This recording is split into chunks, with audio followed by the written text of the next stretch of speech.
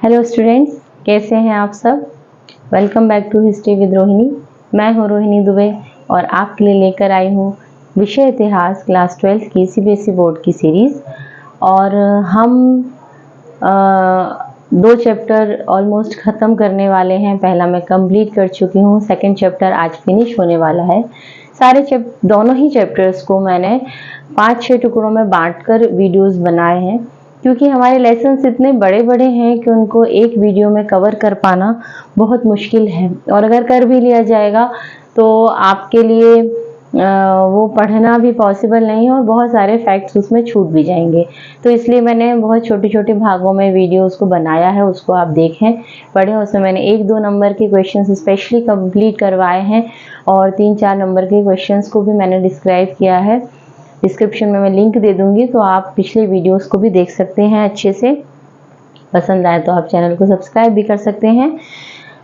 हमने, जैसे कि आप बोर्ड पर देख रहे हैं, आज हमारा ये जो चैप्टर सेकंड है, ऑलमोस्ट ये मैं ख़त्म कर दूंगी इसको। हमारा आज का टॉपिक है भूमिदान। और इसके पहले मैंने हर्षवर्धन पिछले वीडियो में कंप्लीट करा दिया था। हर्षवर्धन वंश के बारे में बताया था। ऑलमोस्ट जितने भी वंश हमारे सेकंड चैप्टर में दिए हैं वो सारे मैं कंप्लीट कर चुकी हूँ। अब उसकी जो व्यवस्थाएं हैं उस समय की 600 BC से लेकर 600 AD तक की जो व्यवस्थाएं, समाज है, व्यापार है, उसके बारे में थोड़ा सा आज का डिस्क्रिप्शन है, आज का वर्णन है, वो मैं आपको बताती हूँ। तो हमारा आज का टॉपिक है भूमिदान। भूमिदान से जैसे आपको समझ में आ रहा होगा कि भूमि का दान, ये एक प्रथा है।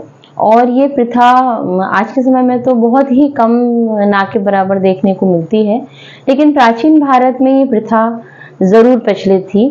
प्रथम शताब्दी ईस्वी से इसके प्रमाण हमें मिलना शुरू होते हैं कि भूमिदान प्रथम शताब्दी, मतलब जो आरंभिक शताब्दियां हैं, प्रथम AD जैसे शुरू होता है, तो उस समय से कुछ टाइम तक हमें देखने को मिलता है कि भूमिदान की प्रथा जो है वो चली। कारण क्या था भूमिदान देने के पहले? पहली बात तो ये कि भूमिदान ज्यादातर क्या, बल्कि हमेशा ही धार्मिक संस्थाओं को और ब्राह्मणों को दिया जाता था।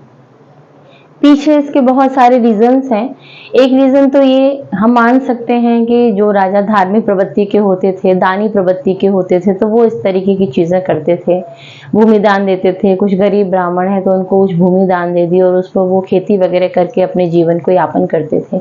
दूसरा, कुछ इतिहासकार ये मानते हैं कि भूमिदान देने के पीछे राजाओं का अपना स्वार्थ होता था। जब कभी ऐसा लगता था कि जनता के बीच में उनका जो प्रभाव है वो कम हो रहा है, तो प्रजा का समर्थन प्राप्त करने के लिए वो भूमिदान देते थे। और इस बात को कई सारे इतिहासकारों ने स्वीकार किया है।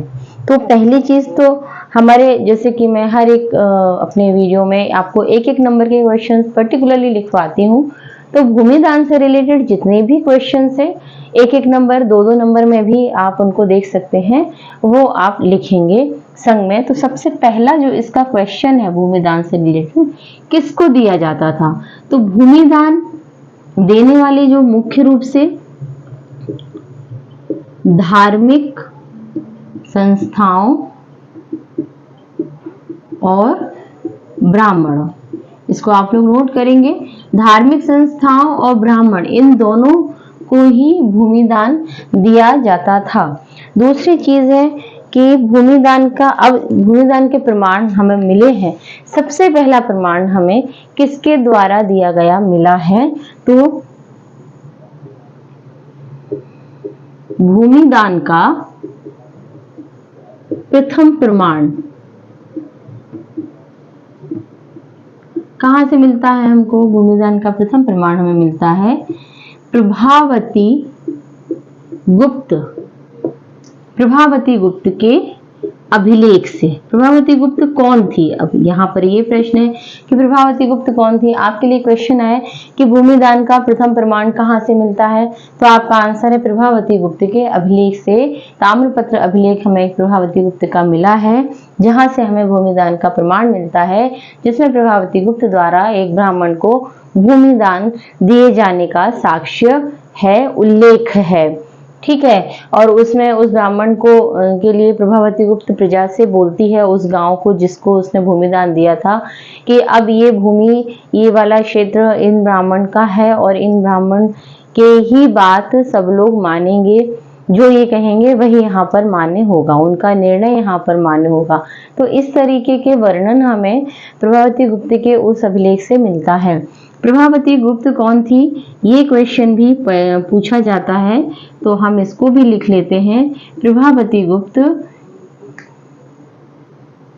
गुप्त शासक चंद्रगुप्त सेकंड, गुप्त शासक चंद्रगुप्त द्वितीय विक्रमादित्य, इसके बारे में मैं आपको बता चुकी हूँ। गुप्त शासक चंद्रगुप्त द्वितीय विक्रमादित्य गुप्त वंश का तीसरा शक्तिशाली राजा था। इसकी पुत्री थी,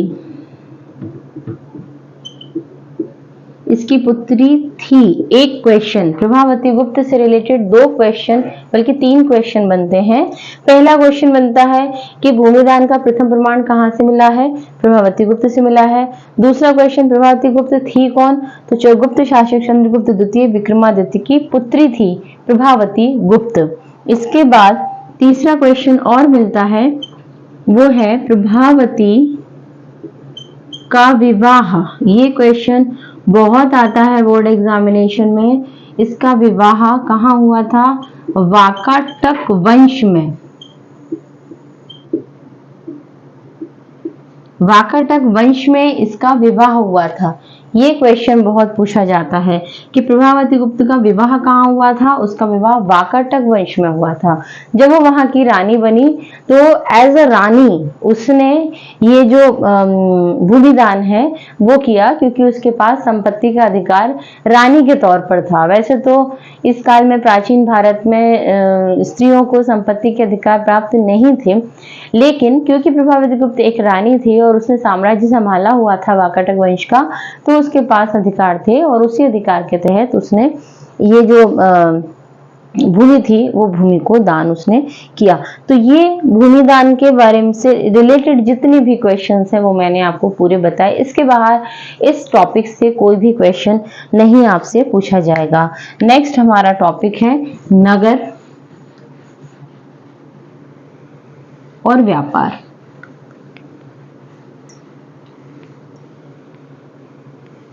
नए नए नगरों का उदय हुआ इस समय 600 BC से 600 AD। जैसे कि हमको पता है कि सेकंड जो हमारी फर्स्ट बुक है उसका जितना भी विवरण है वो पूरा विवरण 600 BC से 600 AD के बीच में है। इसके बारे में बहुत अच्छे से मैं पहले के वीडियोस में समझा चुकी हूँ और पूरा विवरण वही है। अब नगर और व्यापार की बात करें तो नगर, सबसे पहले हम नगर की बात करते हैं। इसके अंतर्गत नए नए नगरों की उत्पत्ति हुई। हम लोगों ने 16 महाजनपद पढ़ी, जिसमें मैंने बताया कि 16 महाजनपद कैसे कब उदय हुए, 600 BC में उदय हुए। उसके बाद कुछ नगर थे जो डाउन होते चले गए, कुछ थे जो बहुत ऊपर उठते चले गए। और जब नगरों की बात आती है तो सबसे पहले अच्छे नगरों में और प्रसिद्ध नगरों में नाम आता है पाटलिपुत्र का। इसके बारे में थोड़ा सा विवरण है, कुछ क्वेश्चंस हैं, उन पर हम लोग डिस्कस करेंगे। पाटलिपुत्र क्या था? पाटलिपुत्र सबको पता है मगध की राजधानी था। बहुत सिंपल आंसर है। वर्तमान में पटना बिहार की राजधानी है जो पटना, वही प्राचीन काल में पाटलिपुत्र था। लेकिन कुछ और तथ्य हैं इससे रिलेटेड जिन पर हम आज बात करेंगे। पाटलिपुत्र का जो ये एक्चुअल में पाटली ग्राम था, ये एक गांव था ये। तो पाटलिपुत्र क्या था? पाटली ग्राम था पहले, ठीक है, और इसका ये पुराना नाम है।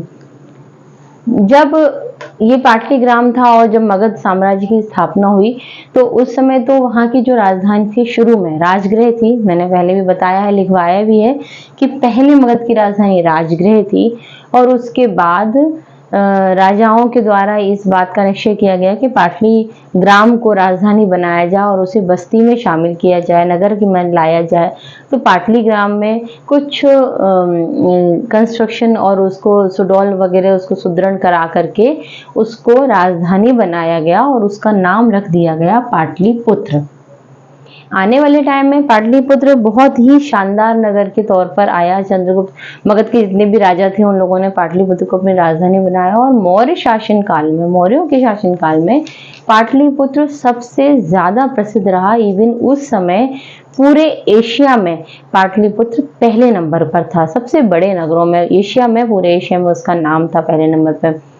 गुप्त वंश में भी वो काफी समृद्ध रहा, उनकी भी वो राजधानी रहा। लेकिन गुप्त वंश के बाद हम देखते हैं कि पाटलिपुत्र का प्रभाव जो था वो कम होता चला गया और उसका धीरे धीरे जो उसका वैभव था वो उसमें बहुत कमी आ गई, क्योंकि गुप्तों के बाद जब कुषाण, हर्षवर्धन, ये इन वंशों का जब यहाँ पर वो हुआ तो जैसे हर्षवर्धन राजा बना तो उसने अपनी राजधानी कन्नौज को बनाया। उस समय तक पाटलिपुत्र का महत्व पूरी तरह से खत्म हो गया था। इवन यहाँ पर एक क्वेश्चन भी आता है कि एक चीनी यात्री था, इसको आप लोग नोट कर सकते हैं, चीनी यात्री जिसका नाम था ह्वेन सांग। इसको एक और नाम से भी जाना जाता है, ह्वेन सांग, काफी प्रसिद्ध चीनी यात्री है। इसके लिए क्वेश्चन आता है कि ह्वेन सांग भारत में कब आया? आपका आंसर होगा 7वीं सदी, है ना। 7वीं सदी में ये भारत आया। 629 के समथिंग इसका टाइम पीरियड है। एग्जैक्टली मैं आपको बता देती हूँ, 629 ईस्वी। 629 ईस्वी में ह्वेन सांग भारत आया था जब हर्षवर्धन भारत का राजा था। तो उस समय जब ये आया तो ये पाटलिपुत्र की यात्रा करने गया और इसने अपने यात्रा विवरण में पाटलिपुत्र नगर का उल्लेख किया है और उसने बताया है कि पाटलिपुत्र नगर बहुत ही बड़ा है लेकिन वो पूरी तरह से खंडहर हो चुका है। तो उसके इस विवरण से अंदाजा लगा सकते हैं कि इस टाइम पे 7वीं सदी में पाटलिपुत्र का क्या हश्र हुआ। वहां पर कोई भी, क्योंकि वो राजधानी नहीं था तो वहां की जो समृद्धि थी वो पूरी तरह से खत्म हो गई। पाटलिपुत्र का जो महल था मौर्यों का, गुप्तास का, वो महल अब पूरी तरह से जर्जर अवस्था में था। तो ये पाटलिपुत्र नगर के बारे में थोड़ा सा विवरण था। इसके अलावा और भी बहुत सारे नगर थे। उज्जैन काफी उभर कर आया, मथुरा का महत्व बढ़ गया, मथुरा का महत्व भी बहुत बड़ा था। ये कनिष्क के शासनकाल में मथुरा का महत्व बहुत बढ़ गया था। कनिष्क ने अपनी एक और राजधानी के तौर पर मथुरा को अपनाया था। इसके अलावा उज्जैन और आपका एक पुहार, एक बंदरगाह के निकट नगर था, वो भी काफी फेमस रहा दक्षिण भारत में। तो इस तरीके से नगरों का विवरण अब हमारी किताब में दिया गया है, जिसमें से कुछ क्वेश्चन थे जो मैंने आपको यहाँ पर बताए और यही मेन क्वेश्चन है, इसके बाहर कोई क्वेश्चन आपका जाएगा नहीं है। अब हम बात करते हैं व्यापार की। तो व्यापार कैसा था? देखिए, व्यापार में सबसे पहले छोटे व्यापार की बात होती है या शिल्प की बात होती है, शिल्पकारी की बात होती है। तो जो छोटे व्यवसाय होते हैं, दो चीजें होती हैं, एक तो होता है व्यापार और एक होता है व्यवसाय। व्यवसाय में छोटी चीजें जैसे लौहकार, कर्मकार, स्वर्णकार, ये चर्मकार, ये आते हैं। तो इनका उल्लेख भी हमें इस चैप्टर में, यहाँ के जो अभिलेख हैं प्राचीन भारत के, वहां पर इनका उल्लेख हमें मिला है कि इनका अपना स्वतंत्र अस्तित्व था और ये स्वतंत्रता के तौर पर ये काम करते थे। बहुत ज्यादा विवरण हमें इनके बारे में नहीं मिला है। बाकी व्यापार का हमें विवरण मिला है। तो व्यापारियों के लिए एक वर्ड यहाँ पर बहुत इंपॉर्टेंट, बहुत ज्यादा पूछा जाता है, श्रेणी। श्रेणी क्या थी? ठीक है, सीधा सीधा क्वेश्चन है, श्रेणी का तात्पर्य क्या है? तो आपका आंसर सीधा सीधा क्या है? व्यापारियों के संघ। व्यापारियों के जो संघ होते थे उनको श्रेणी कहा जाता था। इसके बाद कुछ और भी चीजें हमें यहाँ पर उल्लेखित मिलती हैं, जैसे कि एक तमिल भाषा में हमें एक वर्ड मिलता है, इसका सही नाम देखिए, एक और इसका पॉइंट है, इसको लिख लीजिए। तमिल भाषा में मसत्थुवन, ठीक है, और प्राकृत भाषा में सत्वाहा, ठीक है, या सेठी, ये दो शब्द हैं। कौन कौन से हैं? मसत्थुवन और सत्वाहा या सेठी। ये कौन होते थे? ये बड़े व्यापारी जो धनी होते थे, ठीक है, बड़े व्यापारी जो धनी होते थे उनको क्या कहते थे? मसत्थुवन और सत्वा या सेठी। ये तो कुछ नाम हुए जो व्यापारियों के संघ थे या व्यापारियों के कुछ उद्बोधन थे, वो यहाँ पर हैं। अब हम थोड़ी सी व्यापार की बात कर लेते हैं कि इस समय व्यापार किस तरीके से होता था। तो देखिए, व्यापार तो जो लोकल था वो होता ही था, बहुत अच्छे से होता था। पहले सिक्के नहीं थे, बाद में सिक्के भी आए, तो सिक्कों के माध्यम से विनिमय होने लगा, सामान का लेन देन होने लगा। फिर 600 BC के समथिंग, जैसे कि हमने पढ़ा कि सिंधु घाटी सभ्यता भी एक नगरीय सभ्यता थी, वहां पर भी व्यापार बहुत ज्यादा होता था। 600 BC के समथिंग व्यापारिक मार्गों का एक जाल सा बिछ गया था, बहुत सारे व्यापारिक मार्ग थे। अगर आप भारत के मैप से परिचित होंगे तो आपको पता होगा कि भारत का जो ये वाला हिस्सा है, तो यहाँ पर हम लोगों को मिलता है अरब सागर। भारत, हमारा उपमहाद्वीप जो हमारा भारत है, वो 3 तरफ से सागर से घिरा हुआ है। ये हिंद महासागर है, और ठीक, और ये है अरब सागर यहाँ पर, और ये है बंगाल की खाड़ी। तो यहाँ बंदरगाह बने हुए थे, और बंदरगाहों के माध्यम से, समुद्री मार्ग के माध्यम से व्यापार होता था। अरब सागर जो था, इसके माध्यम से व्यापारी कहाँ जाते थे? सामान का लेन देन भारत के इस तरफ, अगर हम वर्ल्ड मैप की बात करें तो भारत के इस तरफ अफ्रीका है, ठीक नीचे। तो ये जो अरब सागर है, अरब सागर के माध्यम से व्यापार कहाँ होता था? उत्तरी अफ्रीका में और पश्चिमी एशिया में।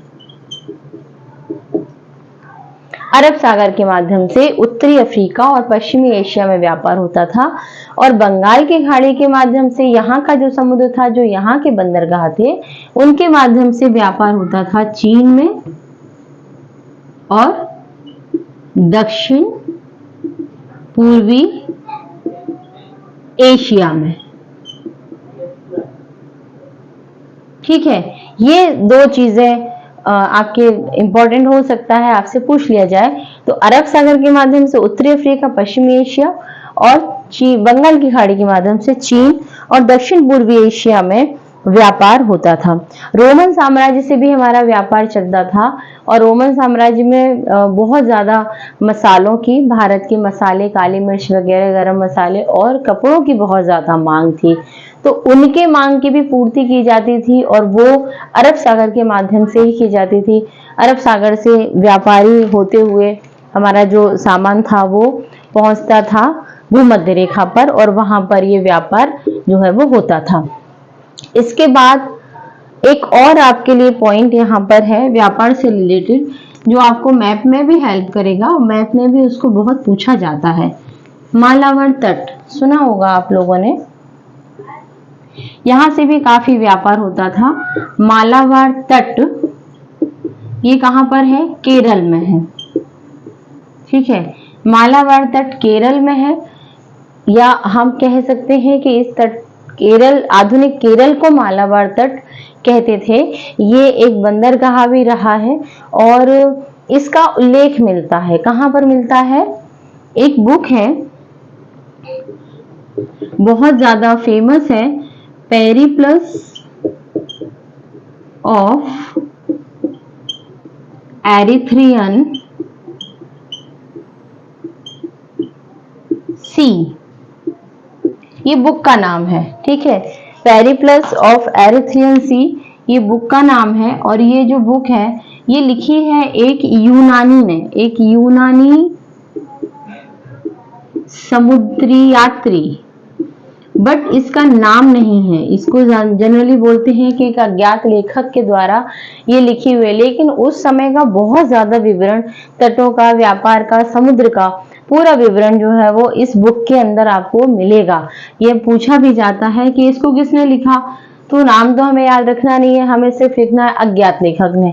एक अज्ञात लेखक ने इस बुक को लिखा जिसका नाम अभी तक हमको नहीं पता चला है, और उन्होंने मालाबार तट का उल्लेख इसमें किया है कि यहाँ से व्यापार होता था।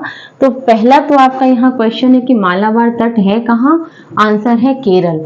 अगर आपको मैप में सपोज इस तरह के आ जाता है, सपोज कीजिए कि आपको मैप में केरल, और जबकि जो कि पूछा ही जाता है, मालाबार तट आपको मैप में जनरली पूछा ही जाता है, कई बार मैंने देखा है। तो ये वाला जो हिस्सा है यहाँ पर अगर आप लिख देंगे मालाबार तट, अगर आपको मैप में पूछा जाए और आप उसको यहाँ पर लिख देंगे तो आपको 1 नंबर मिलना तय है, क्योंकि ये केरल है, ये तमिलनाडु है, ये कर्नाटक है। ठीक है, तो इतने से एरिया में आप कहीं पर भी मालाबार तट लिख देंगे तो आपको 1 नंबर मिल जाएगा। ये क्वेश्चन आपका यहाँ पर व्यापार से रिलेटेड जितने भी क्वेश्चंस थे वो आपके ऑलमोस्ट खत्म होते हैं। एक और चीज है प्रथम शताब्दी, ये जो बुक है पेरिप्लस ऑफ, जिसमें मैंने अभी लिखी थी, पेरिप्लस ऑफ एरिथ्रियन सी।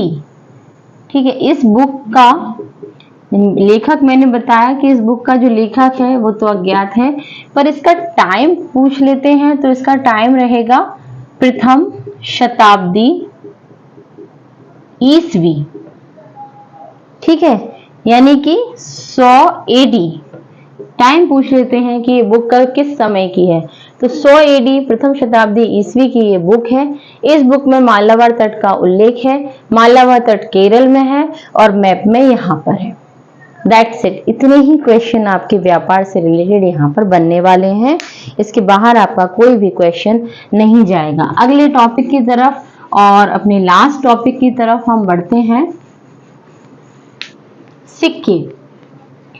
अब सिक्के तो भारत में जब तक नहीं थे तो व्यापार कैसे होता था? जब तक भारत में सिक्के नहीं थे तब तक व्यापार होता था वस्तु विनिमय के माध्यम से, कि एक वस्तु दे दी और दूसरी वस्तु ले ली, और हमेशा से ही ऐसा होता रहा।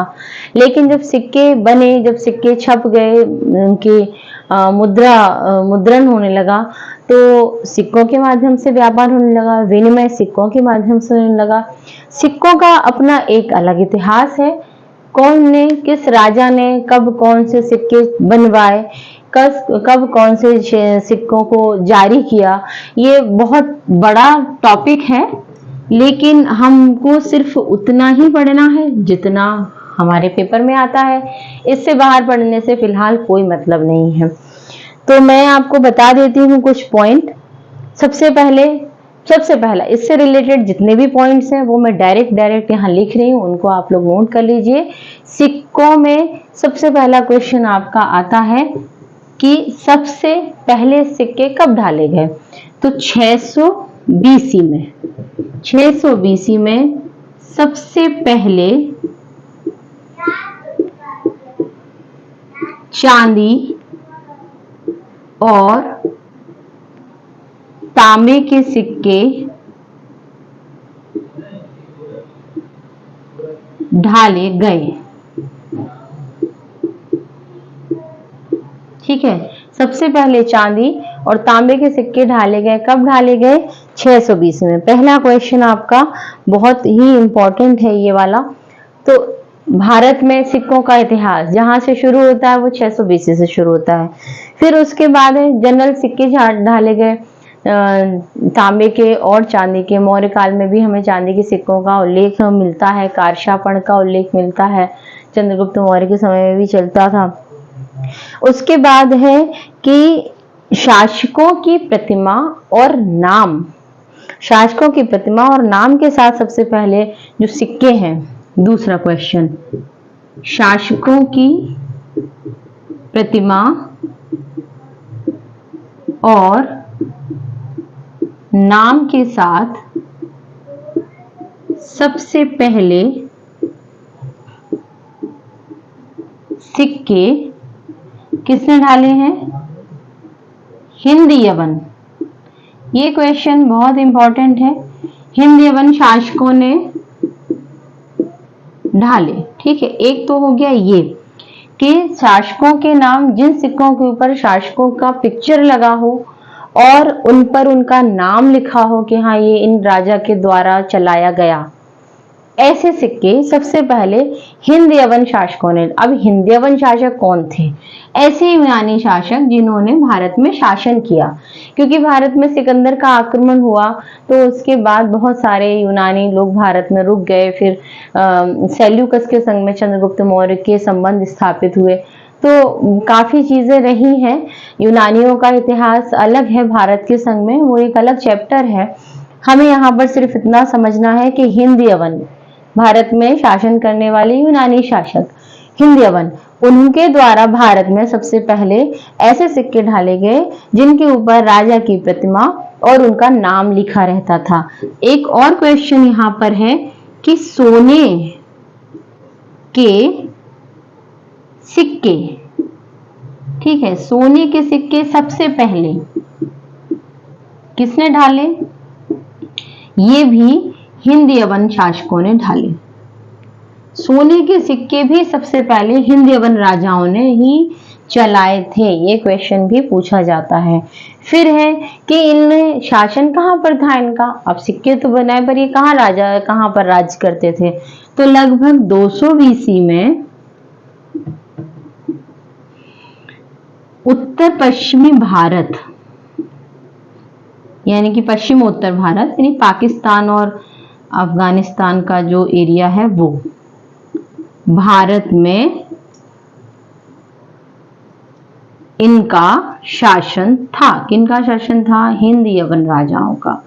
तो 200 BC के समथिंग हिंद यवन राजाओं का शासन उत्तर पश्चिमी भारत में था। इन्हीं राजाओं ने भारत में सबसे पहले सोने के सिक्के चलाए। इन्हीं राजाओं ने सबसे पहले राजा की प्रतिमा और उनके नाम के साथ वाले सिक्के भारत में चलाए। बहुत ही इंपॉर्टेंट क्वेश्चंस जो मैंने आपको बताए। इसके बाद और आगे बढ़ते हैं। अब सोने के सिक्कों की बात हो रही है, तो सोने के सिक्कों में हमने ये देख लिया कि सोने के सिक्के सबसे पहले चलाने वाले राजा जो थे वो थे हिंद यवन, अगर ऐसा क्वेश्चन आता है। फिर अगर ये क्वेश्चन आता है कि बड़ी मात्रा में सोने के सिक्के, बड़ी मात्रा में सोने के सिक्के किसने चलाए? कुषाण शासकों ने। ठीक है, बड़ी मात्रा में सोने के सिक्के यानी कि सबसे बहुत बड़े पैमाने पर सोना कुषाण शासकों ने बृहद पैमाने पर सोने के सिक्कों का प्रचलन किया। और ये जो टाइम पीरियड है ये है, जैसे कि आप लोगों ने कुषाण वंश पढ़ा था तब भी मैंने बताया था कि प्रथम शताब्दी ईस्वी में कुषाण वंश था और कुषाण शासकों ने बहुत बड़ी मात्रा में सोने के सिक्के चलाए। इसके अलावा एक और क्वेश्चन है इसमें सोने के सिक्के से रिलेटेड कि सबसे भव्य, जिसमें सोना उत्तम होता था, ऐसे सिक्के कौन से? सोने के सिक्के गुप्त राजाओं ने चलाए। ठीक है, आई थिंक कोई कंफ्यूजन नहीं होगा आप लोगों को कि सबसे पहले सोने के सिक्के हिंद यवन राजाओं ने चलाए, उसके बाद बड़ी मात्रा में सोने के सिक्के कुषाण शासकों ने चलाए, और भव्य सिक्के सोने के, जो सिक्का बहुत ही प्रेशियस होता था, जिसका मूल्य ज्यादा होता था, जिसमें सोने का अंश ज्यादा होता था और सोना प्योर होता था, 24 कैरेट का सोना, तो वो वाले सिक्के गुप्त राजाओं ने चलाए। सिक्कों से रिलेटेड एक और क्वेश्चन आपका लगभग लास्ट क्वेश्चन है, यौधेय शासक। अब ये यौधेय शासक कौन थे ये भी देख लीजिए, क्योंकि किताब में है तो क्वेश्चन आ सकता है। यौधेय शासक पंजाब एवं हरियाणा में राज्य किया। ठीक है, एक तो ये हो गया कि यौधेय शासक कहां पर राज्य करते थे? पंजाब और हरियाणा के क्षेत्र में इन्होंने राज्य किया और 100 एडी में। टाइम पीरियड इनका है प्रथम शताब्दी ईस्वी, जब ये कुषाण वंश का शासन था तब। यौधेय शासक एक कबीला था, ठीक है ना, ये एक गणराज्य कबीला था। तो गणराज्य कबीला यानी कि स्वतंत्र शासन था इनका। छोटे छोटे गणराज्य भारत में हमेशा से रहे हैं, उन्हीं में से एक ये था। कबीला टाइप का एक वंश था यौधेय लोगों का। तो ये पंजाब और हरियाणा के क्षेत्र में इन्होंने शासन किया लगभग 100 एडी के समथिंग। और इन्होंने क्या किया, इन्होंने बड़ी मात्रा में तांबे के सिक्के चलाए, तांबे के सिक्के चलाए।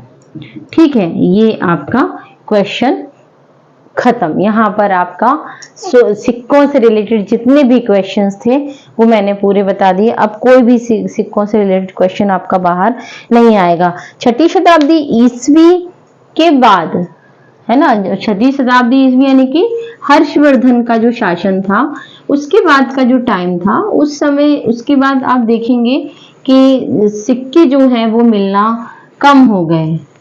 सिक्के, सोने के सिक्के मिलना कम हो गए क्योंकि इम्पोर्टेंस, लोगों के पास धन भी कम हो गया था, बहुत सारे रीजंस थे। सोना भी कम हो गया था, जनता भी बढ़ गई थी, जनसंख्या बढ़ गई थी, तो ये बहुत सारी चीजें थी।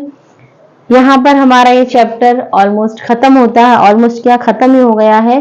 कुछ चीजें आपको किताब में दी गई हैं, उनको आपको खुद ही पढ़ना पड़ेगा। जैसे कि अभिलेख से प्राप्त साक्ष्य, वैसे में इसमें जो भी कुछ आपको दिया गया है पीछे, अभिलेखों का अर्थ कैसे निकाला जाता है मैं पहले आपको समझा चुकी हूँ अच्छे से। ब्राह्मी लिपि का अध्ययन, खरोष्टी लिपि को मैं बता चुकी हूँ, ठीक है, ये सारी चीजें मैं बता चुकी हूँ। अशोक की कुछ यहाँ पर वो दिए, अशोक ने कलिंग विजय की 261 बीसी में, और वहां उसने कभी युद्ध न करने की कसम खाई, ये भी बता चुकी हूँ। अभिलेख आपको लास्ट जो टॉपिक आपकी बुक में है इस वाले चैप्टर में, वो है अभिलेख साक्ष्य के सिवा। इसका मतलब ये है कि एक क्वेश्चन आपको पूछा जाता है कि जो इतिहासकार हैं उनको अभिलेखों से जब इतिहास लिखना होता है, जब वो ये स्रोत के तौर पर अभिलेखों को उठाते हैं, तो उन्हें किस चीज की समस्या आती है। तो ये भी मैंने आपको बताया है कि अभिलेखों को से इतिहास लिखने में एक जो बड़ी समस्या आती है वो तो ये होती है कि कई जगह तो हजारों की संख्या में हमें अभिलेख मिले हैं। पहली बात तो सारे अभिलेखों को पढ़ना पॉसिबल नहीं है। दूसरा, कुछ अभिलेख जो सदियों पुराने हैं, कईयों को बहुत ज्यादा समय हो गया है, तो फिर उनमें ये एक समस्या है कि कुछ मिट गए हैं, कुछ टूट गए हैं, वहां भी एक प्रॉब्लम आती है, भाषा की प्रॉब्लम आती है। और एक और समस्या यहाँ पर आती है, आप ऐसे अलग अलग पॉइंट बना के लिख सकते हैं। अगर आपसे एक पर्टिकुलर क्वेश्चन आता है कि अभिलेखों से इतिहास का पुनर्निर्माण करने में जो समस्याएं आती हैं उन्हें लिखिए, तो पहले तो हम लिख सकते हैं कि अभिलेख टूटी हुई अवस्था में होते हैं, उन पर जो लिखा हुआ होता है वो मिट जाता है। दूसरी समस्या हम लिख सकते हैं कि अभिलेखों को, सभी अभिलेखों को नहीं पढ़ा जा सकता, कई बार उनकी भाषा, उनका चित्र, उनका वर्णन हमें समझ में नहीं आता है। एक और बड़ी समस्या जो आती है कि अभिलेखों में जो लिखा हुआ है उसको हम पूरी तरह से सत्य नहीं मान सकते, क्योंकि ये जो लोग अभिलेख बनवाते हैं ये बिल्कुल पक्का है कि वो अपने बारे में ज्यादा लिखते हैं, उनका विवरण होता है। अगर हम पूरे समाज का वर्णन करना चाहते हैं तो अभिलेखों से हमें एक पक्ष समझ में आता है, दूसरा पक्ष जो प्रजा का है वो हमें समझ में नहीं आता, क्योंकि प्रजा तो कभी भी कोई अभिलेख लिखवाती है नहीं। अब राजा ने अभिलेख लिखवाया, जैसे समुद्रगुप्त का प्रयाग प्रशस्ति हमने पढ़ा, तो उसने जब प्रयाग प्रशस्ति लगाया तो उसमें प्रशस्ति है, समुद्रगुप्त की प्रशंसा है कि उसने क्या क्या किया, वो प्रजा को कैसे सुखी रखता है। अशोक का एक अभिलेख हमें मिला है देवानाम पिए करके, उसमें उसने लिखा है कि प्रजा कहीं पर भी रहे, प्रजा की कोई भी समस्या हो, मैं उस समय कहीं पर भी हूँ, चाहे मैं खाना खा रहा हूँ, चाहे मैं नहा रहा हूँ, चाहे मैं पूजा घर में हूँ, चाहे मैं युद्ध स्थल में हूँ, मैं सभा में हूँ, हर जगह मैं प्रजा के लिए अवेलेबल हूँ। मुझे उनकी समस्या बताई जाए और मैं उसका निराकरण करूंगा, ये उसने अपने एक अभिलेख में लिखा है। लेकिन ये सही में होता था या नहीं, ये हमें कैसे पता चलेगा, क्योंकि ये तो राजा ने लिखा है। प्रजा उसको किस तरीके से वो उसके संग में हुआ ये वाकई में या नहीं, ये हमें नहीं पता चलता। तो कुल मिलाकर ये कि अभिलेखों से हमें सिर्फ एक पक्ष की जानकारी मिलती है, दूसरे पक्ष की जानकारी हमें नहीं मिलती है। तो इस तरीके से आप ये समस्याओं का जो क्वेश्चन है उसको लिख सकते हैं। और इसके साथ ही आपका लास्ट में काल रेखा दी गई है, काल रेखा 2 में इसमें जितने भी सन हैं आप देख सकते हैं, आपको मैंने ऑलमोस्ट सभी करा दिए हैं। उसमें से जो आप याद करें, एक आपको यहाँ 1784 ये बहुत पूछा जाता है, इसको आप लोग जरूर नोट कर लीजिए। 1784 एशियाटिक सोसाइटी की स्थापना, ये क्वेश्चन आया है कई बार। और ये होता है कि बच्चे ये सोचते हैं कि ये तो किताब के पीछे का है, ये इम्पोर्टेंट नहीं है, लेकिन मैं आपको बता दूं कि आपकी बुक के पीछे जितनी भी काल रेखाएं हैं, कम से कम 5-6 क्वेश्चन उसमें से हर वर्ष पूछे जाते हैं। 1784 एशियाटिक सोसाइटी की स्थापना, इसके बाद कॉलिन मैकेंजी ने संस्कृत में और तमिल भाषा में 8000 अभिलेख, समय नहीं आएगा तो कम से कम ये आएगा कि किसने अभिलेख लिए, देखे, पढ़े। तो कॉलिन मैकेंजी का नाम अभिलेखों में बहुत ऊपर है, आगे भी हम कॉलिन मैकेंजी को पढ़ेंगे। जेम्स प्रिंसेप द्वारा ब्राह्मी अभिलेखों का अर्थ ये मैंने लिखा दिया है आप लोगों को। कनिंघम ने अशोक के अभिलेखों के एक अंश को प्रकाशित किया। तो इस तरीके से कुछ कुछ क्वेश्चंस हैं, आप लोग जितने याद कर पाए ज्यादा से ज्यादा उनको याद कर लीजिएगा, डायरेक्ट लिख लीजिए इनको। और इसके साथ ही हमारा 2nd चैप्टर फिनिश होता है। कल हम मिलते हैं और हम पढ़ेंगे अपना 3rd चैप्टर, और इसी तरीके से टुकड़ों में हम लोग पूरे चैप्टर को कंप्लीट करेंगे। आप लोग पढ़ते रहिए, सारे क्वेश्चंस को नोट करते रहिए। आपकी कोई समस्या हो तो मुझे ज़रूर बताइएगा, मैं उसका निराकरण बिल्कुल करूंगी। और मेरे जितने भी वीडियोस हैं पहले, उनका लिंक हर एक वीडियो के डिस्क्रिप्शन में है, आप वहां से लेकर के मेरे सारे वीडियोस को देख सकते हैं और अपनी पढ़ाई को बढ़िया से बढ़िया तैयारी आप उसमें कर सकते हैं। तो मिलते हैं नेक्स्ट वीडियो में। Thank you so much.